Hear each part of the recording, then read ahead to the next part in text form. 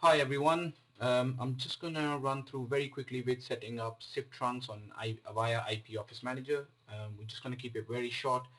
Um, this box does not have any BRI lines and um, it only has SIP trunks. So the first thing you need to do is obviously to make sure you have got the SIP trunking licenses installed, which you can do it by going to the license and once you have licenses you can go and add them there. So once you have the SIP trunking license available, you can go into line 5 and lines element and create a new line in here, which is your SIP line. Uh, for your SIP line, once you create one, under the SIP line elements, you just give the line number, specify your ITSP domain provider, domain name. This is your termination provider. Um, and your call routing method, whether you're doing it by header or request URI. This information you can get from your termination provider. Then the next thing is to go to the SIP credential element. These username and password for your SIP account is once again provided by your SIP provider. Once you fill in those details in here into the SIP credentials, you need to go into the SIP URI element. That's where you will specify your uh, local URI, which could be credentials username, as I have had selected here, or could be you want to do the authentication by the authentication name or by the contact.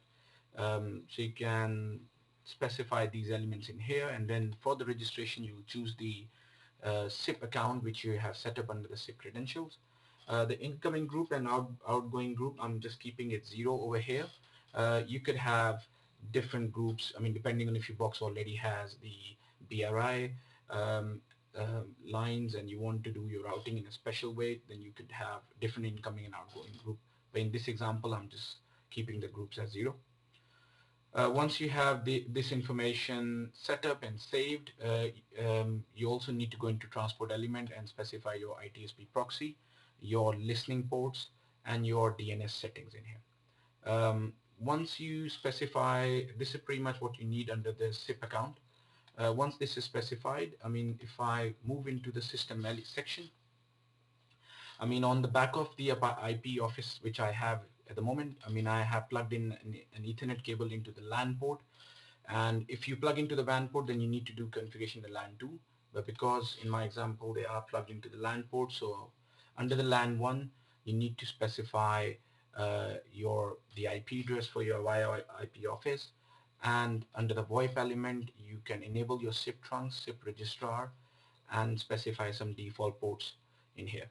Under the network topology, if your SIP trunking provider uses stun, then you can specify the stun server details in here. Once this is specified, I mean, the next element you need to do is you need to go into IP route, and if you do not have a default route with 0.0.0.0, then you can just create one, and the gateway IP would be the IP address for your default gateway for, in this example over here, this is the IP for my router, and the destination, because I've got my Ethernet plugged into the LAN port, so that's why I'm selecting destination as LAN 1 in here. The next important element, which is kind of very important, is to set up your ARS. And under the ARS, I'm just using the default ARS which gets created when you are setting up a box for the first time. Under here, I mean, I have set up a code which is just for my outbound calls, for any dial number for my outbound calls to my SIP trunking provider, which is Wavetel in this case. We could cover a few other elements, but these are the most important ones. And one other last one which I like to run through is the setting up the incoming call route. So in here you can right click and go and set up a new incoming route.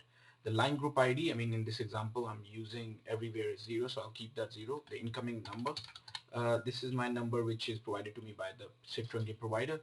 And once I have set up these details, I can go into the destination element. That's where I will specify my destination. This could be an extension 100. Thank you very much.